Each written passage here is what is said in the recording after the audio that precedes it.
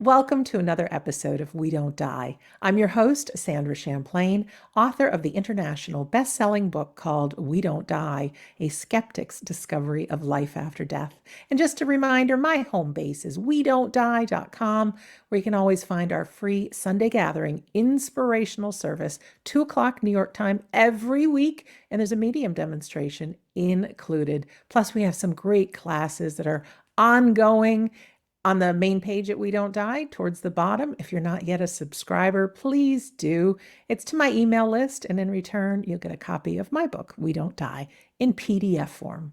Our guest today is Sophia Demas. Sophia has enjoyed 3 diverse careers in architecture, running her own fashion business, and working as a mental health therapist in private practice. She created Living a Fearless Life, a workshop program designed to help society's most at-risk women increase their self-esteem, which was piloted in the Philadelphia prison system and implemented with various groups of at-risk women. Sophia is the author of 2 books. Her first, her memoir, is called The Divine Language of Coincidence: How Miracles Transformed My Life After I Began Paying Attention. And her second book, Consciousness Beyond Death: True Stories of Signs, Messages, and Timing. Both books have received the attention of scientists, and Sophia was invited to join the Scientific and Medical Network as the only non-scientist academic. Currently, she is employed by the Salvation Army as the in-house counselor at a residence that houses ex-trafficked women. You can find out more about her at sophiademas.com. Coming to us from the beautiful city of Philadelphia, Pennsylvania, here in the USA, I'd like to say, Sophia, welcome to We Don't Die Radio. Thank you so much for inviting me. Oh, I'm so excited. You're a woman after my own heart in just so many ways, and I love sharing like-minded people. Tell us a little bit about you. You're in Philadelphia. You've had lots of careers, but just let us get to know you, your background, even though I said some of it. Well, I'm very grateful for my upbringing because I think that's what opened me up to feeling that communicating with unseen beings is perfectly natural. I was asked at a podcast, everybody has a coincidence story or a sign from a deceased loved one, but you've had so many. Why do you think that is? And that made me think when I was even a toddler, my mother, my first language is Greek. So she was very, very religious, but she never pushed it on me. In Greek, you can make any name diminutive. So Jesus is little baby Jesus, the word, or the little Virgin Mary. So she would tell me that if I wanted something or needed something, to just ask little baby Jesus because he loves children. And if you were scared and you needed protection, then you asked little Virgin Mary. So she framed it as such that these were not people to worship, but they're my friends. So I just found it very natural to ask and then say thank you. I learned that later on, to say thank you when you got what you needed just at the right time. Basically, I just went through my careers, which even though they sound diverse, there's a sort of a common thread, which is problem solving. So that has been my thing. And then when I was 19, I was going through this existential angst. I guess every 19-year-old, but it was 2 issues that seemed unsolvable to me. Like I was just angsting. And in a matter of a few months, a man appeared and I had a dream. And this man was able to interpret the dream. And the issues were solved and I was transformed. It was my entry to womanhood. And it wasn't lost on me. I mean, that how did this happen when I was just in despair. So that is what started making me pay attention. So something would happen and I would pay attention, and it would end up bringing me exactly what I needed at just the right time, which I defined as a miracle. And so this continued to happen. And I would tell my friends about the latest miracle, and they would say, "Oh, these things only happen to you."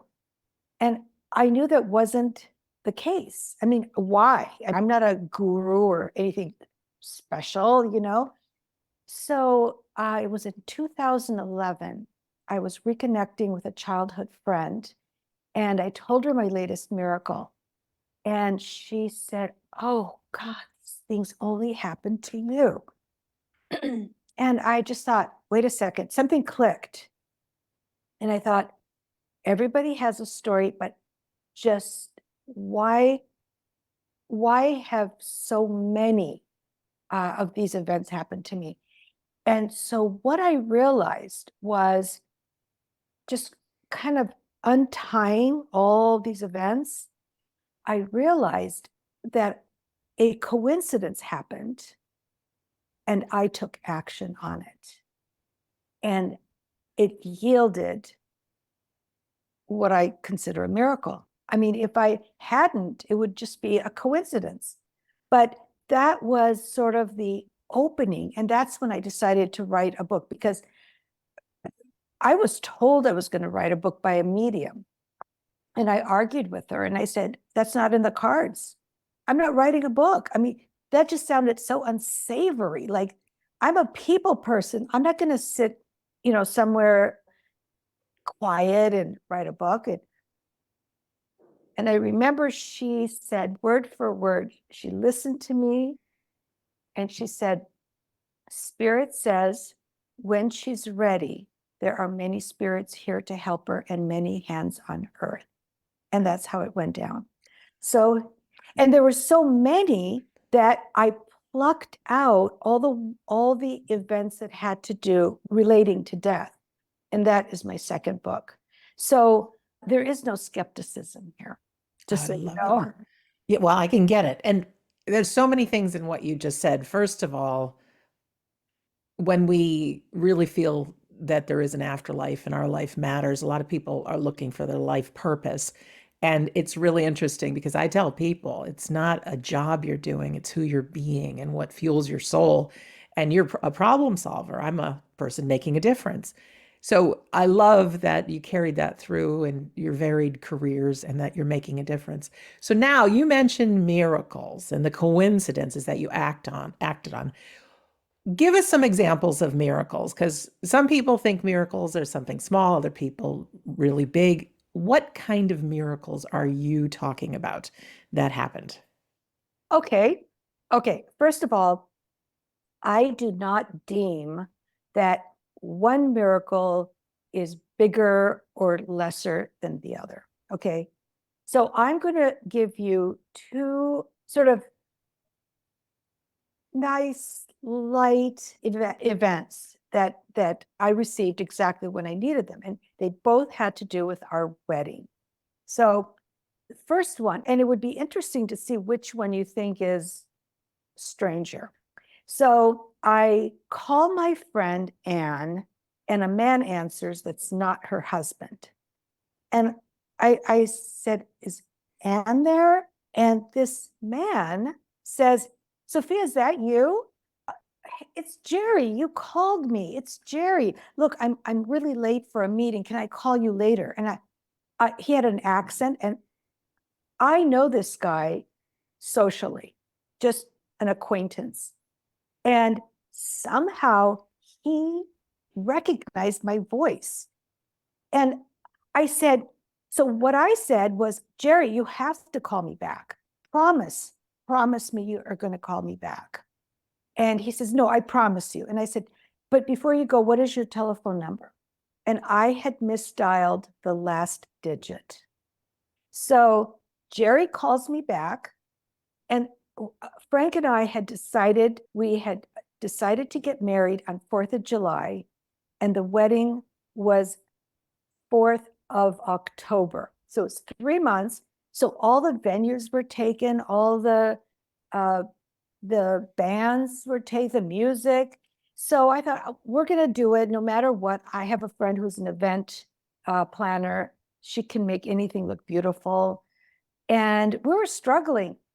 And as a result of that call, he happened to own the Barclay Hotel here on Rittenhouse Square in Philadelphia, which is this grand, old, beautiful hotel. And he offered the ballroom of the hotel. And then he kicked in 2 nights in the presidential suite. But I had to invite him and his girlfriend to the wedding. Okay, free. Okay. So that's the first one. The second one, I get a call from a woman who said, "Oh, I found your driver's license." Oh, I said, "Wow, thank you." And she says, "Well, how should I return it to you?" So it turns out she only lived 2 blocks away, which makes sense that she would find it nearby. And I said, "Just slip it through the mail slot." So she had a very nice little note about how she loved Oregon because I still carried an Oregon driver's license. Okay, end of story, but not. So 2 months later, I get a call from the same woman, and she says, "I know this is going to sound a little strange, but I just found your ATM card." Now, I don't lose my cards, okay? And I would go to this ATM card regularly. They would spit it out right away. But I went to another one that kept it until after the transaction. So it says, "Would you like to make another transaction?"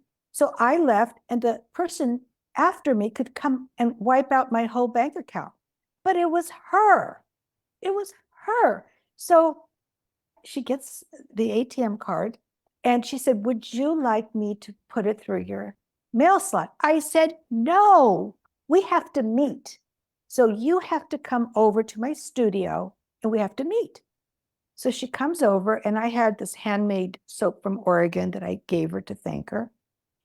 Turns out this lovely young woman, she's a concert violinist, and for our wedding present, she got her friend, who is a classical guitarist, to play my favorite Concierto de Aranjuez, as I walk down the aisle. So which one do you think is stranger? I think they're great. I understand now what you're talking about acting on those coincidences because you could simply just let somebody send you the cards in the mail Or just say, whatever. "Jerry, no, you don't have to call me back. This was a wrong number." It's Yeah. wild, but it's a wrong number. Yeah, just slide it under the mail slot. End of story. But I realized, and this is what I want your listeners to take away. I realized that it was bigger than me. Okay. And I said, "No, we have to talk. No, we have to meet."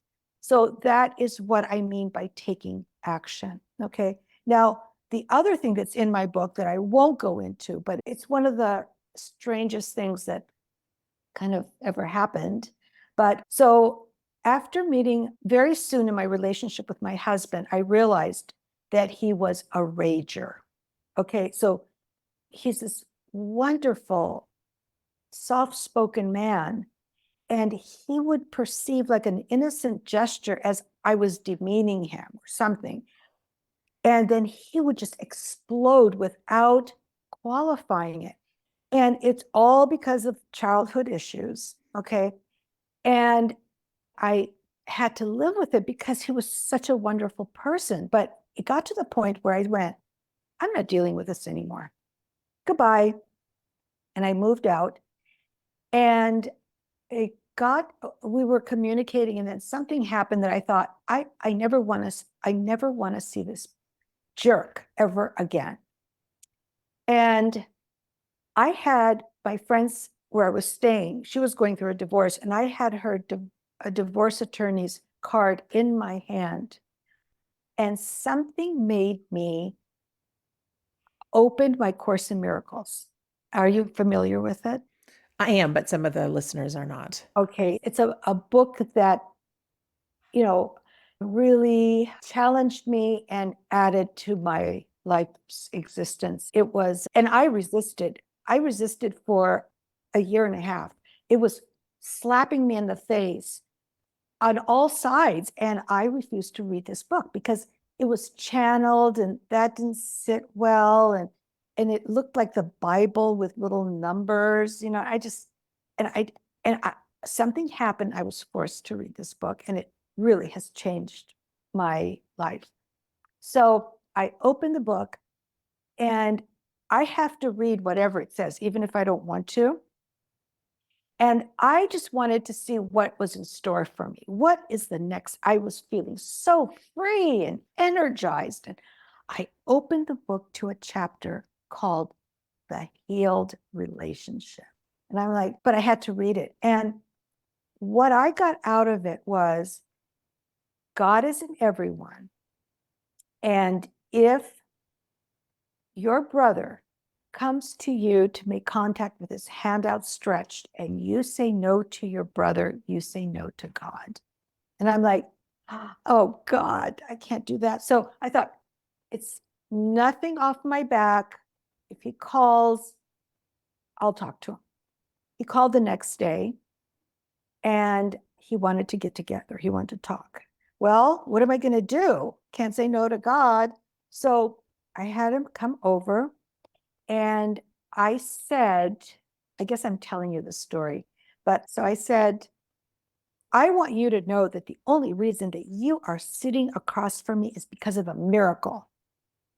And he says, well, I have a miracle for you. I'm like, this is not his lingo. And I'm like, okay. And he tells me, as he is removing his wedding band, he tells me that he was fixing the pump in our fountain. And our fountain has this very heavy column that the water comes out and splashes down. And he says, I was fixing the pump and the column fell on my hand. And as he's saying this, I'm looking at his hand, which is just, there's a bruise. The hand should be hamburger if this really happened. And it's a bruise with a scratch. And then he takes his wedding band off and it was squashed. So the wedding band had taken the brunt of the weight of the column.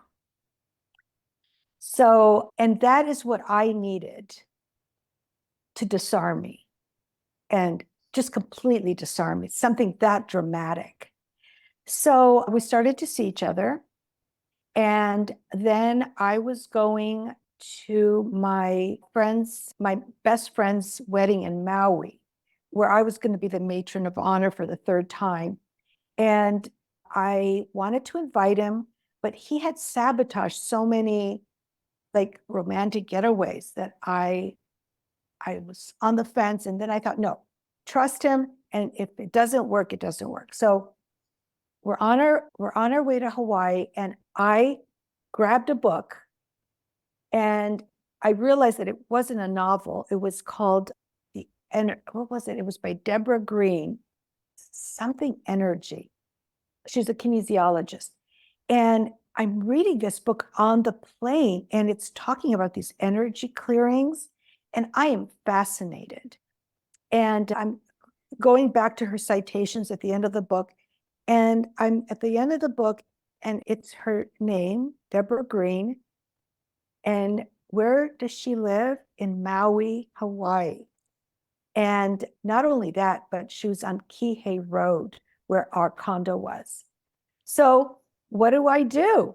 I call her up and our layover.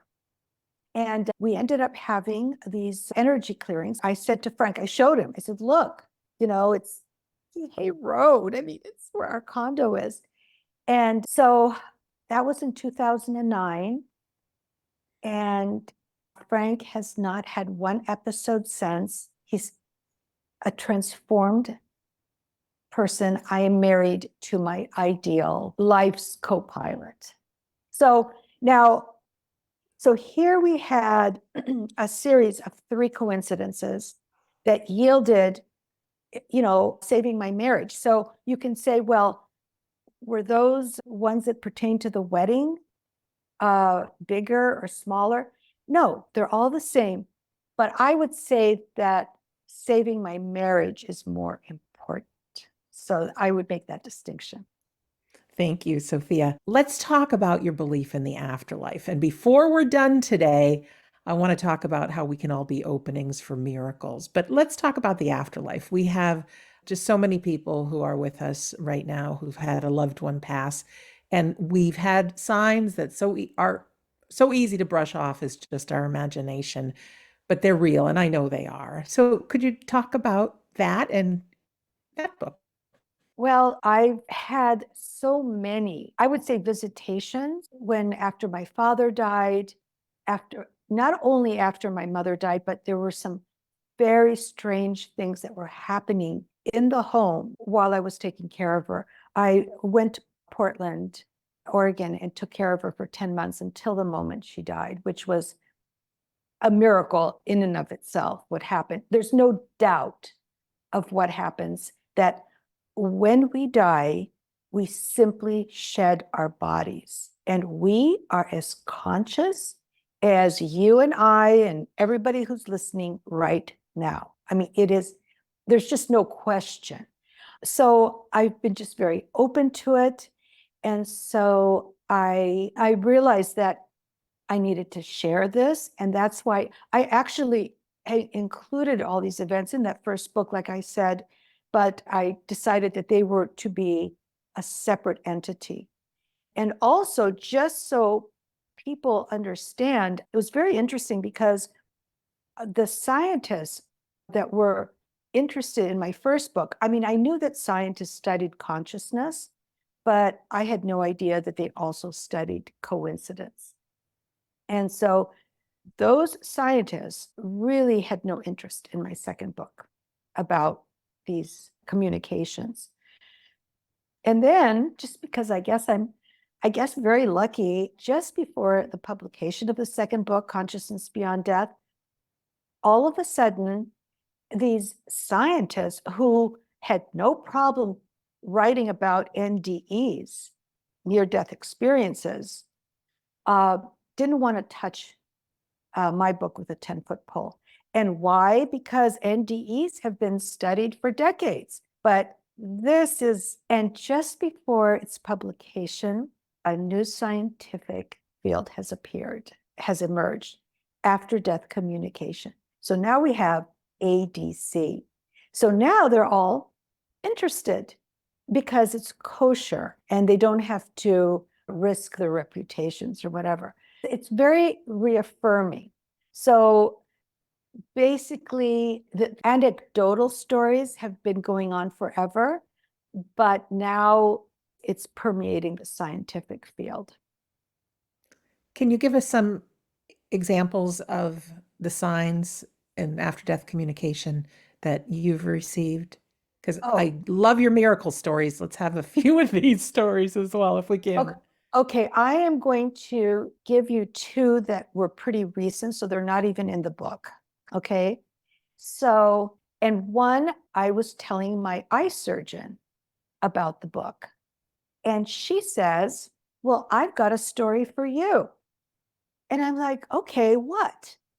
And she said, well, my husband and I had to go to a gala. And it was after this very long day of a lot of surgeries, and I was dead tired, and I did not want to go to this gala, but we had to go to the gala. And so then after the gala, I had to take the babysitter home because it's my husband's rule not to be alone with a female babysitter. Okay, fine. So she said, I'm coming back home, and all of a sudden I heard my grandmother scream, "Wake up!"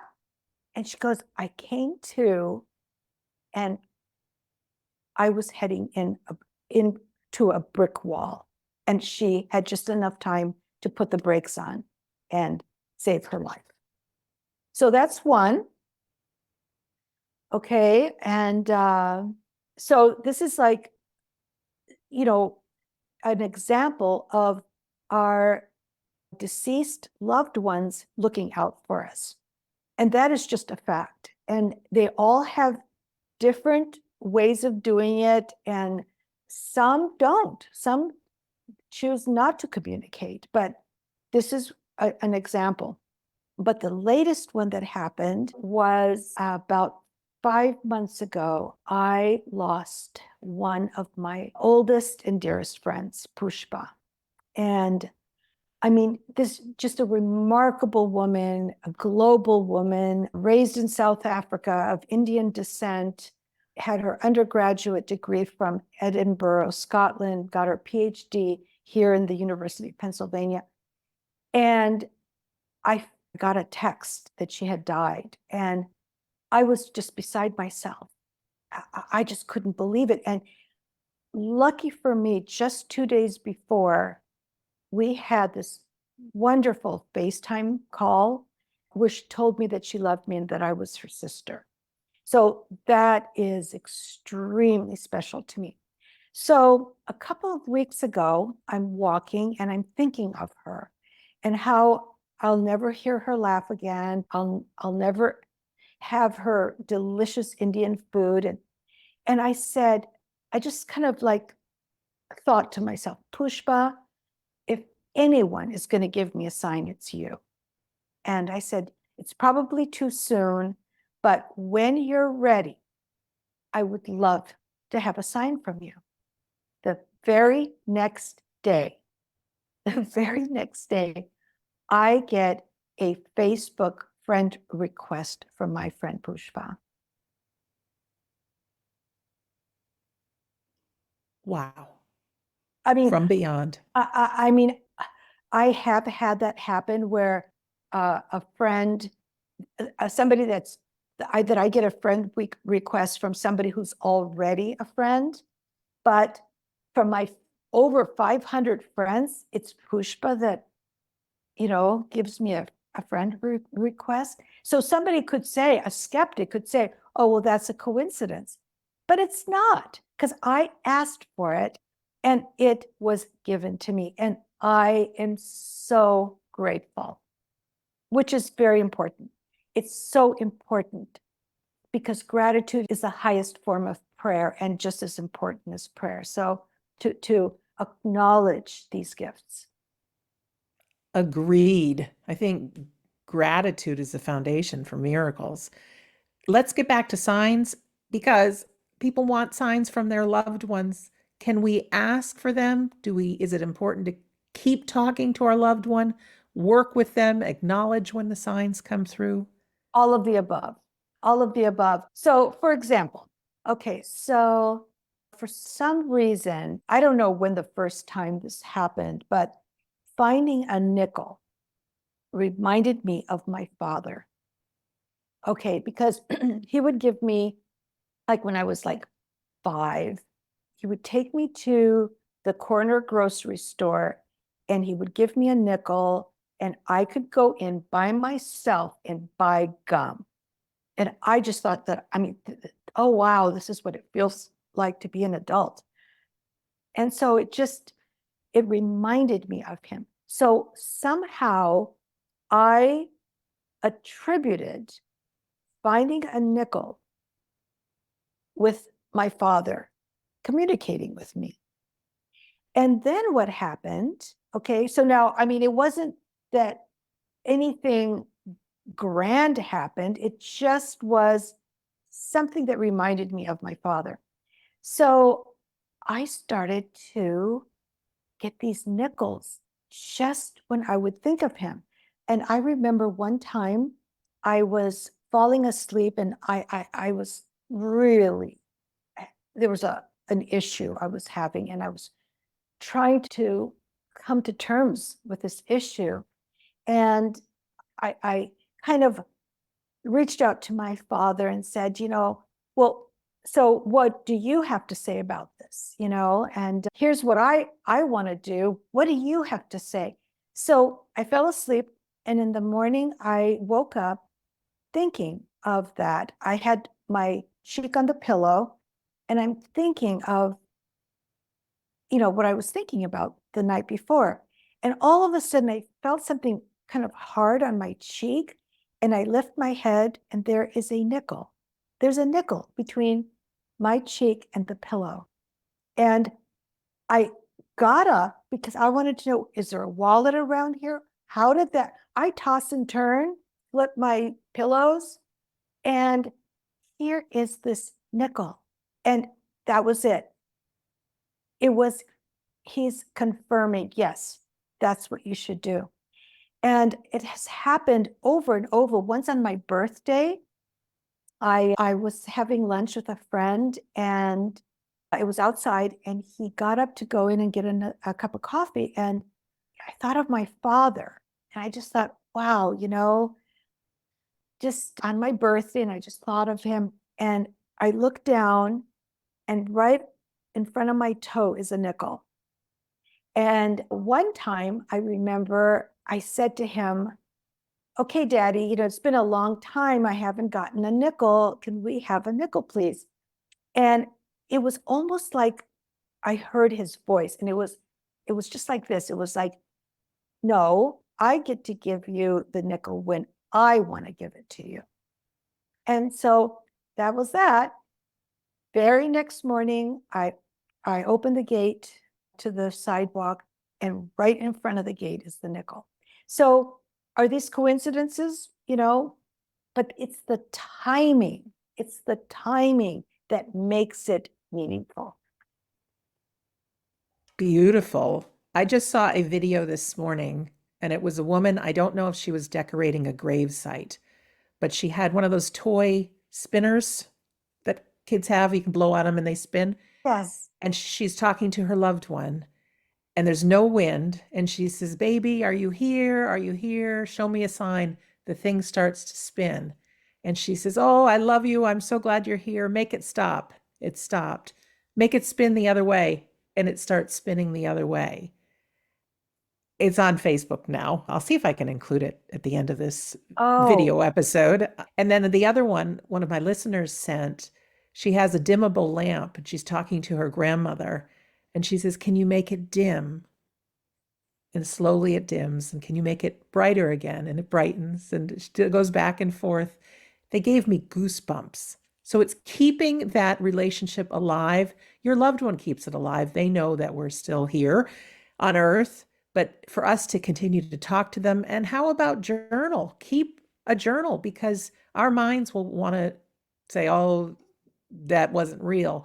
But you get enough of them written down, and it's like, there's a pattern here. Our loved ones are communicating with us. well, that's interesting that you said that, because I was thinking as you were talking, well, I don't journal, but I wrote 2 books. So I guess that's a form of journaling, to share. So what you just said, confirms about the asking, that these are signs that you just become aware of. Now, there's one that I have included in the book that just came to mind, and it kind of shows, how clever are these deceased loved ones. I never say, oh, I loved my mother very much. I love her. I love her now because she's there. But so my nephew told me this just before the book went to the publisher to get printed. So I was able to include it in the book. And so we're on the phone. I'm very close to him. And he's sort of an avowed atheist. So he said, oh, I don't think I've ever told you this. And I went, what? And he says, well, it's weird. I haven't told you this. And I said, what? So he said, when his oldest son was a year and a half.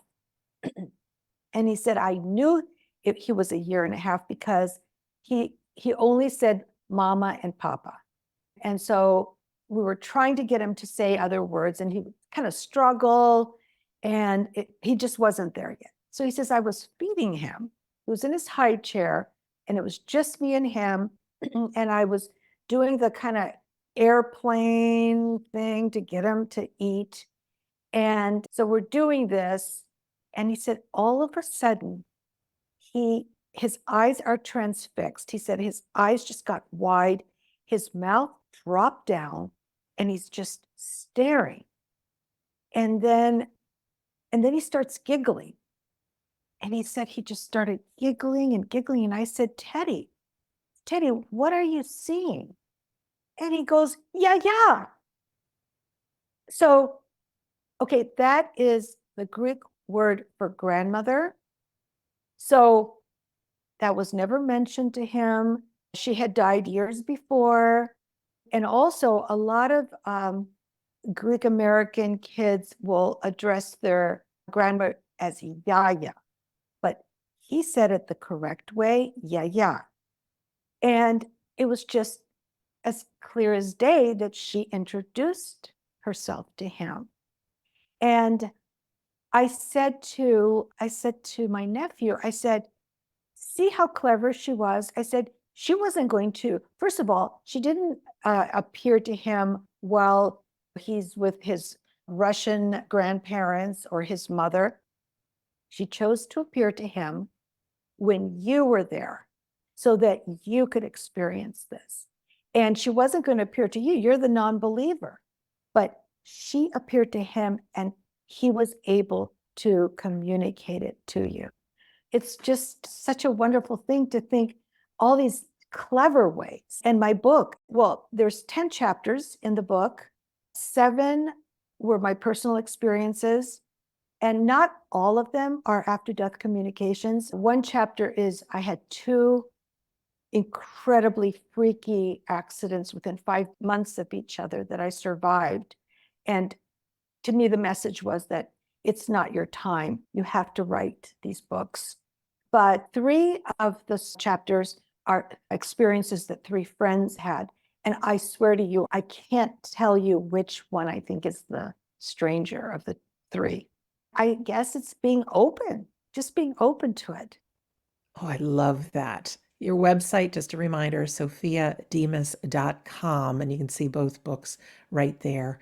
Let's talk a little bit more about miracles. We all want to have miracles in our life, and I think we do have miracles in our life, but we don't pay attention to them. Before we part our ways today, how can we be a clearing for miracles? Okay, so just to give you sort of a snapshot of my belief system, and it is because of my experiences. So what I believe, without a doubt, that there is this divine intelligence out there. Okay, I call it God, but you can call it whatever you want. And this intelligence communicates with us, okay, via consciousness and via our intuition. It communicates via dreams, strangers appearing that happen to say just the thing that we need to hear, or to put coincidences in our path to nudge us, because this intelligence wants us to be happy and find our true purpose.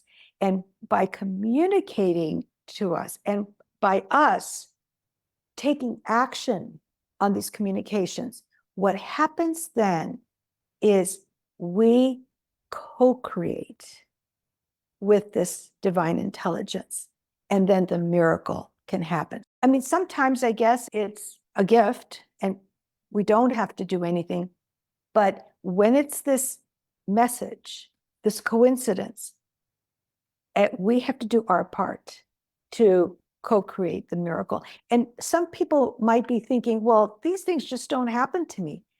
But if you start analyzing, well, how did you meet your spouse? Maybe if you weren't at that party at that time, it was what made you go to the party. You would be surprised at how many people have experienced these things, but just are not aware. And gratitude, to me, is the magic fuel for miracles.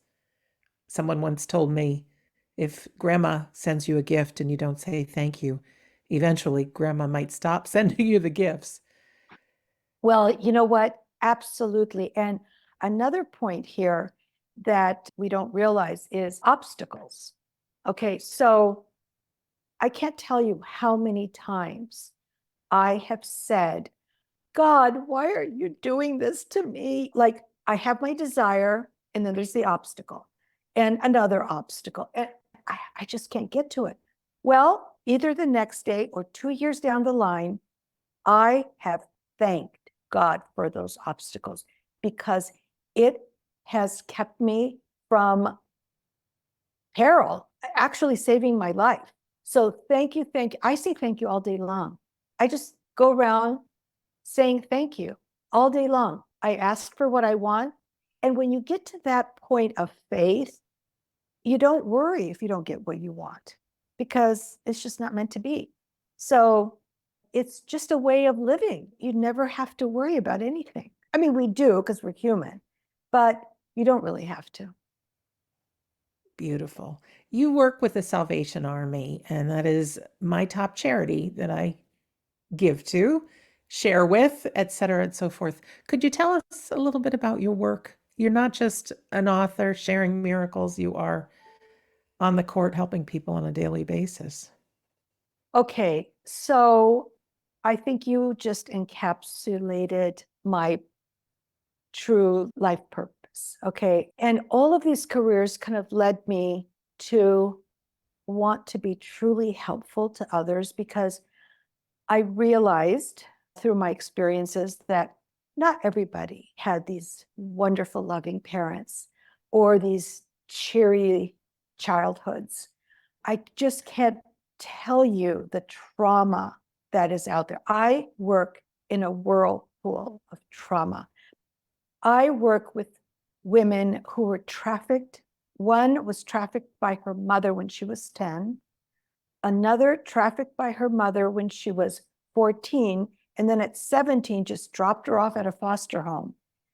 And because of what was given to me, I just feel obligated. I feel obligated to be there for these women, even if they are so traumatized that I can't really do anything but just be there for them. And it was interesting because I was not in the job market, but this came to me, and you don't say no when something like that falls on your lap. And so I feel very privileged to be able to at least be there for them.